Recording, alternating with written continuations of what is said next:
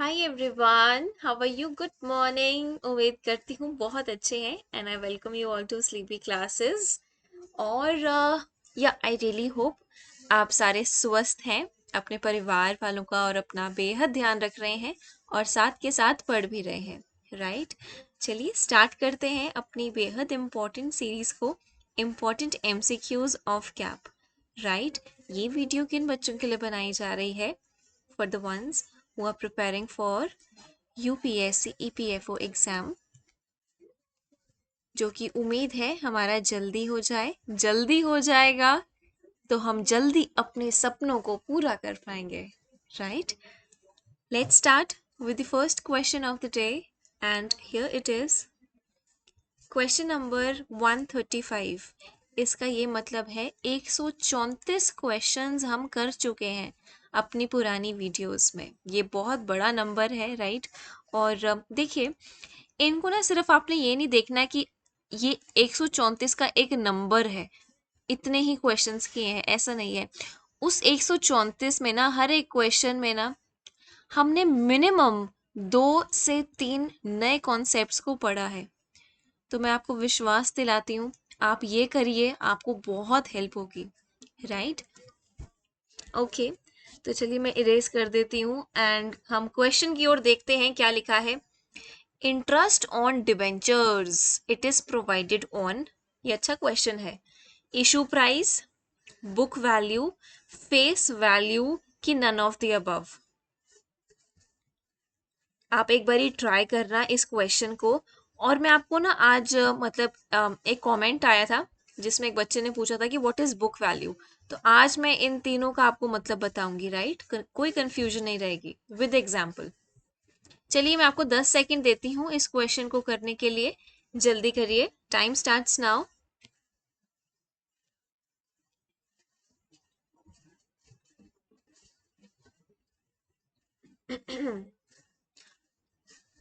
Okay, let's have a look at the answer of this question. इसका answer है सी, face value.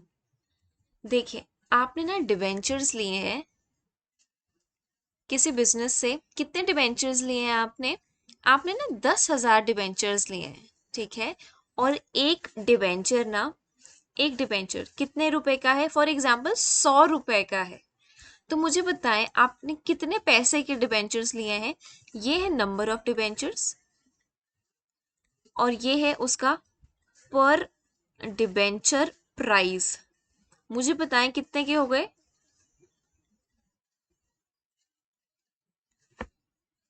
10 lakh रुपए के आपने डिबेंचर्स ले लिए।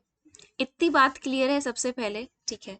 क्या आप इस चीज को देख पा रहे हैं? ये जो 100 है वैल्यू, ये क्या होती है? एक डिबेंचर किस वैल्यू का आपने खरीदा है, ठीक है? ये है उसकी फेस वैल्यू। अब जरूरी नहीं है कि हमेशा आप इसको इसकी फेस वैल्यू पे ही खरीदे। ध्यान से सुनिए मैं क्या बोल रही हूँ। जरूरी नहीं है कि हर बार आपको जब डिबेंचर्स परचेज करने हो तो आप इसकी फेस वैल्यू पे ही लें, ऐसा जरूरी नहीं है। फेस वैल्यू ना ऑलमोस्ट हर केस में कितनी रहेगी डिवेंचर की? अगर कुछ मेंशन्ड ना हो, we will assume it as ₹100। अगर कुछ मेंशन नहीं है, ये तो होगी अपनी फेस वैल्यू। अब मैंने आपको क्या बोला था कि ज़रूरी नहीं है कि मैं हमेशा अपनी फेस वैल्यू पे डिवेंचर परचेज करूं। आइए दूसरा केस देखें। 10,000 डिवेंचर्स हैं। मैंने पता है उस बिजनेस में ना 100 रुपए का जो था ना, पता है कितने का इशू किया? 120 रुपीज का। आपको कहा कि ये 100 का शेयर ना 120 रुपए का हो गया है। तो मैंने तो कितने ही नंबर ऑफ डिवेंचर्स लेने थे? 10,000। अब इतने का हो गया, कैलकुलेट करिए कितनी आ रही है? 12 लाख। अब आपने 12 लाख के डिबेंचर्स लिए। क्यों? क्या है कारण? क्योंकि अब आपका जो ये है प्राइस जिसमें कंपनी ने आपको इशू किया है, ये बढ़ गया। This is your what? This is your issue price. मैंने इनको लिख देती हूँ, आपको कोई प्रॉब्लम नहीं आएगी फिर सॉल्व करते time. This is your what? Face value. जरूरी नहीं है कि फेस वैल्यू पे हमेशा डिबेंचर्स इशू किया जाए.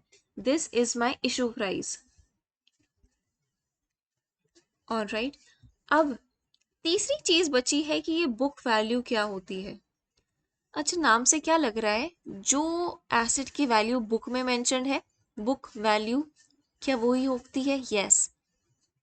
जितने के मैंने एसेट्स खरीदे थे ना, जैसे ना हिस्टोरिकल मेथड क्या बोलता है, आपने ना कोई एसेट जितने मनी का लिया, मैंने ना मशीनरी ली थी कितने रुपए की, 2 साल पहले ना मैंने 2 लाख की मशीनरी ली थी. अब मुझे बताएं, बैलेंस शीट में ये मशीनरी कितने की हम रिकॉर्ड करेंगे as per historical cost? 2 lakh की. तो यही तो है इसकी बुक वैल्यू. ठीक है, तो फेस वैल्यू भी हमें क्लियर हो गया क्या होता है, इशू प्राइस भी पता चल गया क्या होता है, और बुक वैल्यू भी पता चल गई क्या होती है. राइट. आगे बढ़ते हैं next question. Question number 136. Securities premium can not be utilized for. ये क्वेश्चन बहुत इम्पोर्टेंट है.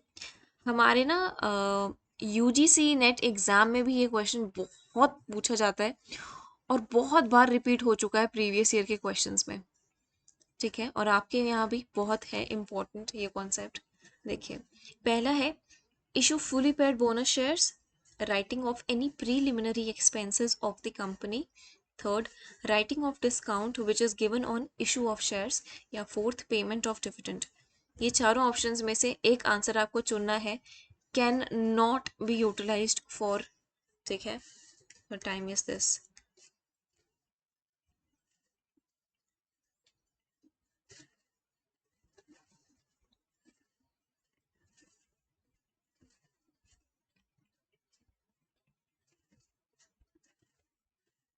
चलिए इसका आंसर देखते हैं. The answer of this question is fourth. जो सिक्योरिटी का प्रीमियम है, अच्छा पहले ये बात क्लियर है कि सिक्योरिटी प्रीमियम क्या हो रहा है, क्या है, मतलब समझ पा रही है इसका क्या मतलब है.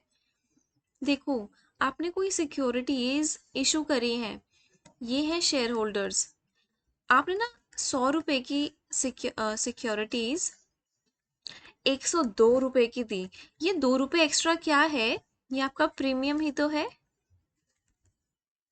This is your securities premium. अब जो ये पैसा इकट्ठा हुआ है ना, जैसे पूरे के पूरे शेयर होल्डर्स ने ना 1 लाख शेयर खरीदे और ये हर किसी पे 2 रुपए का प्रीमियम था, तो टोटल सिक्योरिटीज प्रीमियम की अमाउंट कितनी आ गई? 2 लाख. वो क्वेश्चन बोल रहा है कि ये 2 लाख आप किस पर्पस के लिए यूज नहीं कर सकते, ये पूछा है. देखिए, issue fully paid bonus shares ये कर सकते हैं, ये भी कर सकते हैं, ये भी कर सकते हैं. किस चीज के लिए नहीं कर सकते? Payment of dividend. बात क्लियर है. मैं ना आपके लिए एक इम्पोर्टेंट इंफॉर्मेशन लेके आई हूं, ये देखिए. Securities premium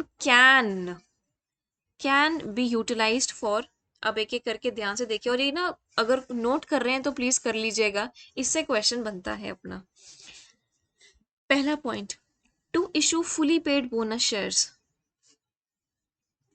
right, fully paid bonus shares को इशू कर सकते हैं आप सिक्योरिटीज प्रीमियम से to the existing share holders.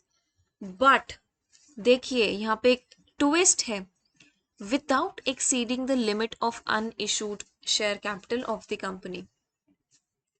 ठीक है, आप फुली पेड बोनस शेयर्स को इशू कर सकते हैं, लेकिन उसकी भी एक लिमिट है. क्या है वो लिमिट? अनइशूड शेयर कैपिटल से ज्यादा आप नहीं कर सकते. पहला पॉइंट क्लियर है. दूसरा देखिए, writing of any preliminary expenses. Preliminary expenses क्या होते हैं कंपनी के?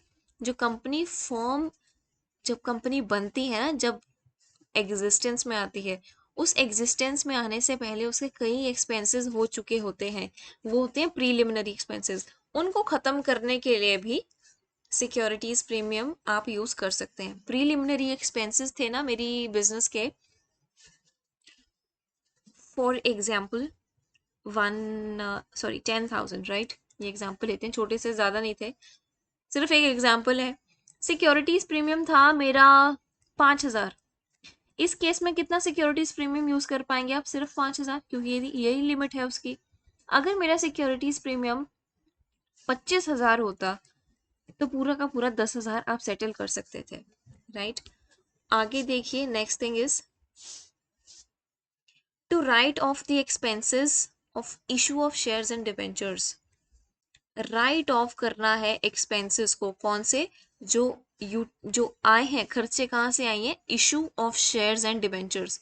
जब आप कोई भी सिक्योरिटी इशू करते हैं, जैसे शेयर हो गए, डिबेंचर हो गए, उसके ना बड़े खर्चे होते हैं, उनको भी लिखने के लिए, उनको भी राइट ऑफ करने के लिए, वो कैसे खर्चे हो सकते हैं, commission which is paid, commission जो आप देते हैं, है ना।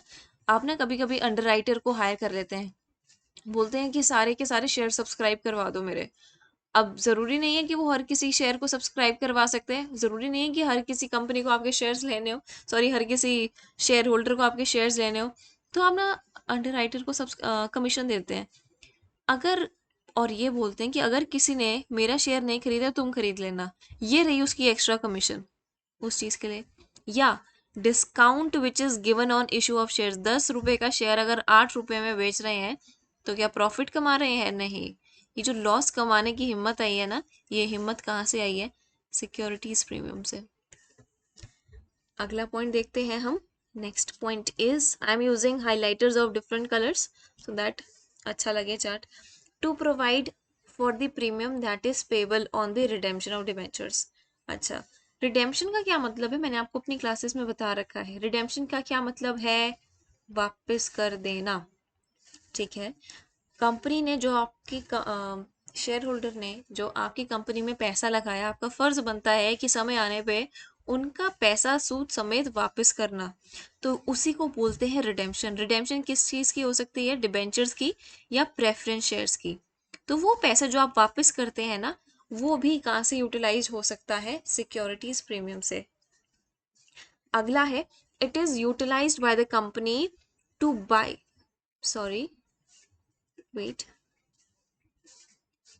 yes, it can be utilized by the company to buy back its own shares। ठीक है, अपने ही शेयर को बाय बैक कर लेना। चलिए जल्दी से रिवाइज करिए।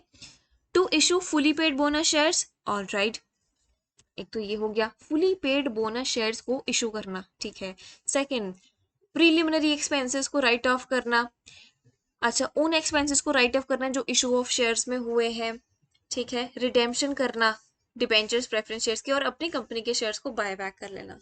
ये 5 पॉइंट्स हैं, ध्यान रखिए। अब क्वेश्चन की ओर चलिए।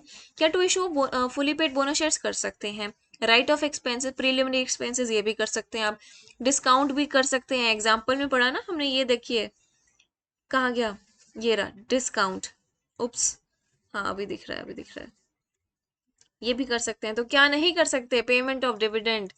तो क्वेश्चन था कैन नॉट बी यूटिलाइज, तो इसका आंसर बना फोर्थ। अभी आया हमें समझ में। आगे चलिए, next question 137th। Renewal of bill means issue of a new bill, extending the due date of the old bill, cancelling the old bill, या cancelling the old bill and issuing the new bill. ये bills of exchange का question है, मैं लिख दूं कहीं, bills of exchange.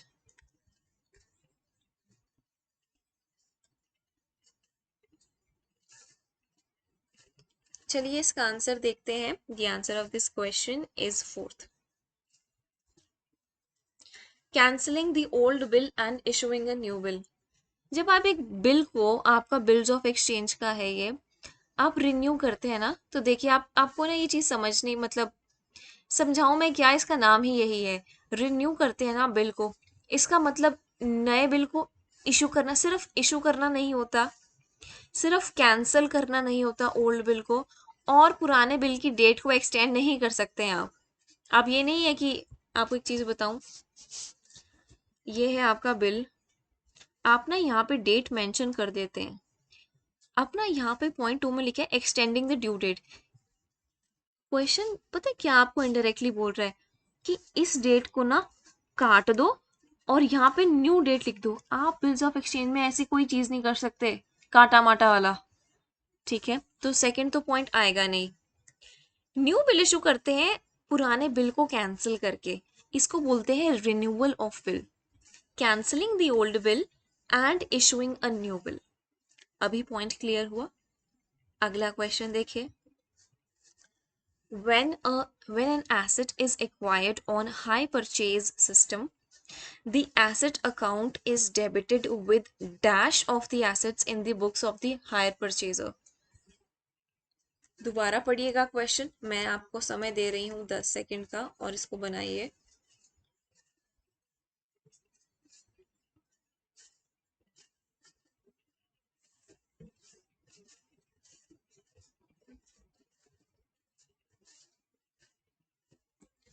चलिए इसका आंसर देखिए क्वेश्चन का।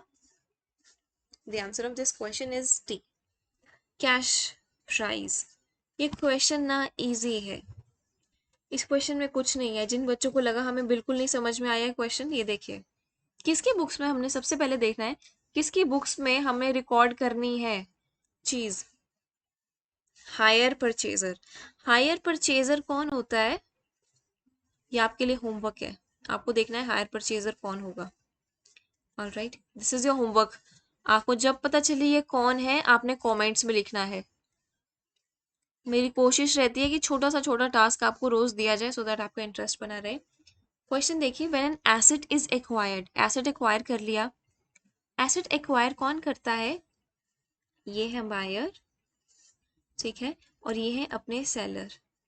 एसेट, बायर इनको पैसे देगा और एसेट किसके पास आएगा, बायर, ठीक है। When an asset is acquired under the hire purchase system, asset account is debited with dash of the assets in the books. इसका आंसर है अपना cash price. It is because of the basic rules of journal, ठीक है। ये question ना मैं आपको अच्छे से एक्सप्लेन नहीं कर रही हूँ बिकॉज इसके जैसे काफी क्वेश्चंस जर्नल के मैं आपको एक्सप्लेन कर चुकी हूँ।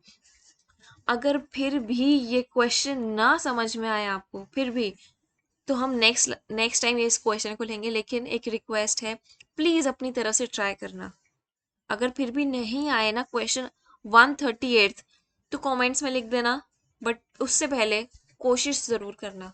नहीं हुआ तो मैं आपको करा ही दूंगी, उसमें कोई दिक्कत नहीं है, ठीक है। इसका आंसर है कैश प्राइस और with the help of basic rules of journal, right. Moving on to the next one, 139th. What is the difference between hire purchase and normal purchase? A, B, C, D. In hire purchase only we can make payments by installments. Under both, buyer becomes the owner once the goods are received. Cost to buyer is generally more in case of hire purchase कि none of the above. ये रहे 4 options, ये रहा आपका समय, जल्दी से करिए।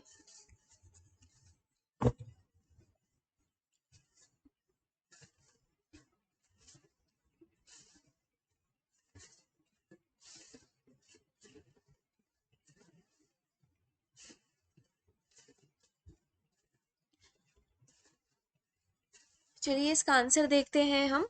The answer of this question is C. What is the difference between hire purchase, क्या हमें हायर परचेज पता है क्या होता है, एंड नॉर्मल परचेज? ये देखिए हायर परचेज में ना कैसी चीज, can I add a slide here, let me C.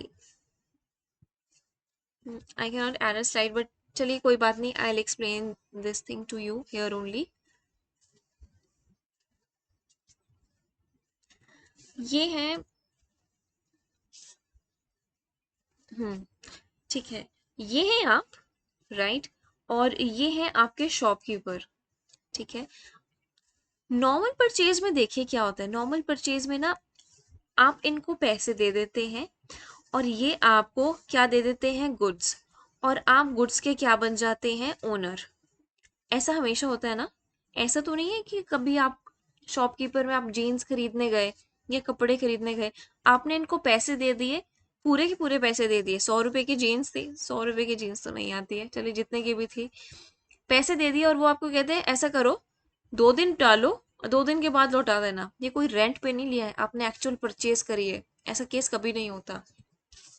Opposite देखते हैं इसका, हायर परचेज में क्या होता है। पहले ना इसको इरेज करती हूँ मैं। हायर परचेज में देखिए क्या होता है,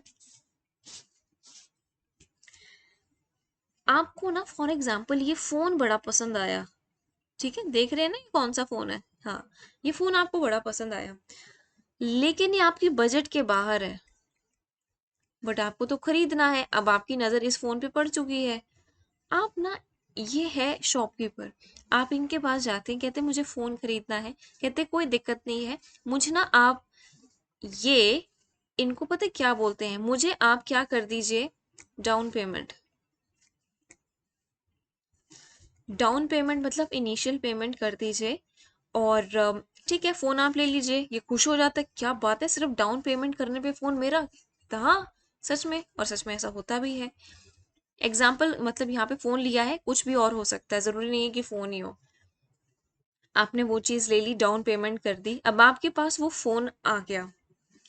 मुझे एक सवाल का जवाब दें, क्या आप जो है यहाँ पे बायर, क्या आप उस फोन के मालिक बन चुके हैं? Are you the owner?